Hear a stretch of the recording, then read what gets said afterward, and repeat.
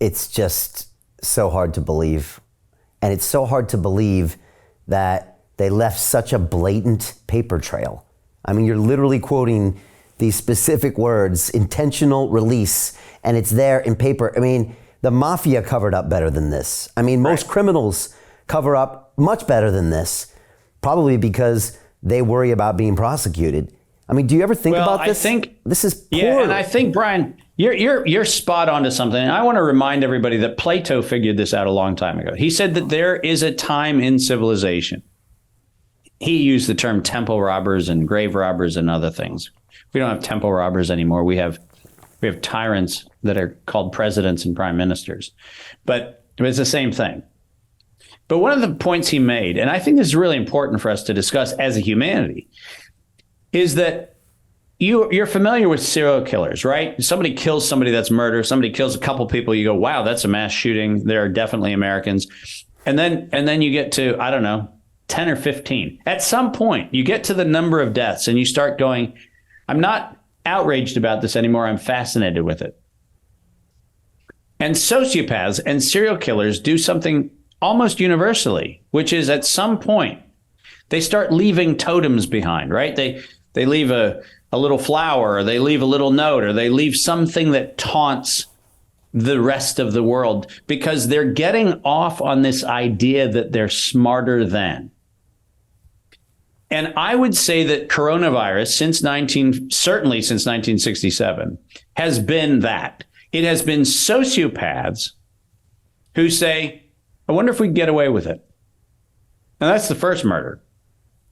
And then we got away with it. Wonder if we could get away with a bigger thing. Wonder if we could, I don't know, make a thing that made people in Asia sick in 2002 going into 2003. I wonder if we could get people to fall for this idea of allegedly a universal vaccine. I wonder if we could do that. I wonder when we wrote the decade of vaccines in 2010 as the World Health Organization and the Bill and Melinda Gates Foundation, Dr. Chris Elias and Anthony Fauci and Dr. Gao at the CDC, a part of the World Health Organization. I wonder if we said that by September 2020, the world would have a universal vaccine in 2010. And then when we recited that to get the world to accept a universal vaccine, the same authors in September of 2019 said that to create the sense of urgency, we would have an accidental or an intentional release of a respiratory pathogen. I wonder if the same authors writing the same mandate published by the same organization across a decade, I wonder if they could possibly be serious when they say, we will conduct a global experiment with the accidental or intentional release of a respiratory pathogen. And by the way, the image that they have on the page of that is a coronavirus picture. I wonder if that might be the explanation for why COVID-19 happened. And I've been told that I'm reading into something. I'm not reading into anything. I'm reading the thing.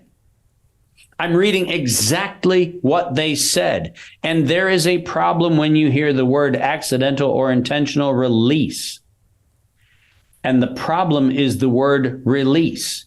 That means somebody somewhere planned to distribute the thing. That's what the word release means. They did not say accidental leak. They didn't say a terrorist bad actor did biological warfare. They said an accidental or intentional release. Their words, not mine. And this is where you're exactly right. The audacity of the crime paralyzes us to go, holy shit. We are actually now living in a world where we know that 8 to 9 million people were murdered by the allied governments. Murdered. And we're fine with that. One day there'll be a Netflix series. There'll be this guy in a bow tie doing an investigation and people go, I wonder if that was inspired by Dave Martin. Listen, the whole thing is so egregious that we are paralyzed as a civilization to consider that that is what our governments have become. But the newsflash is, I have actually recited their words, not my opinion.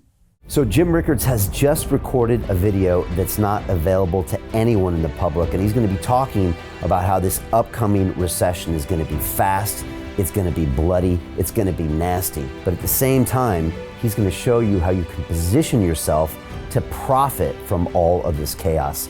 Now, we've made this video only available to our viewers. Go to londonreal.tv/Jim. Watch that immediately. I can't say enough good things about Jim Rickards. He understands the global economic system better than any guest I've ever had on London Real. His predictions are almost uncannily true, and you can learn how to profit from his vision, from his expertise, and his understanding of economics. So go to londonreal.tv/Jim or click the link below. It's an excellent, excellent look on what's going to happen in the future and how you can position yourself to profit from that. Jim is one of the best in the business, one of my favorite guests on London Real, and he's very, very good at predicting the future and showing us all to profit from it. So click the link, and I hope you enjoy. The greedy bankers are about to do it again. In 2008, they crashed our financial system and nearly bankrupted the entire global economy. Then they received trillions of dollars in government bailouts.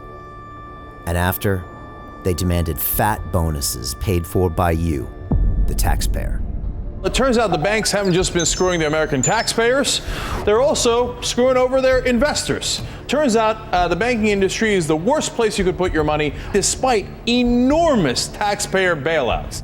Now the bankers are back to take away your financial freedom. They lie and tell you that cryptocurrency isn't safe. They try to make it illegal for you to choose how to invest your hard-earned money. They lie and say cryptocurrency is used by money launderers and criminals. But look at the record.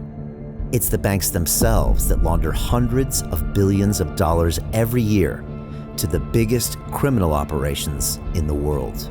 Leaked documents have revealed how some UK banks have helped criminals, money launderers and Russians under sanctions. American authorities discovered that the Sinaloa cartel moved $881 million through HSBC accounts as bank officials turned a blind eye to the illegality. The bankers lie and say cryptocurrency is not a real investment. Meanwhile, the smartest CEOs in the world are buying billions and billions of it. The truth is that banks lie about cryptocurrency because it makes them scared. The banks take $9 trillion per year of your hard-earned money, and they are worried that they will finally be exposed. They're scared because crypto means they can no longer control your money, which means they can no longer control you. They are scared because you might actually understand your money and intelligently decide what to do with it. Now is the time for us to come together, fight back, and take control. It's time to educate ourselves, our families, and our communities. Because financial education means financial freedom. We know that cryptocurrencies will help us build the new decentralized financial system of the future. A banking system that is of the people, by the people, and for the people. A banking system where access to finance is a fundamental human right. A banking system that is free and fair and welcomes all humans on this earth.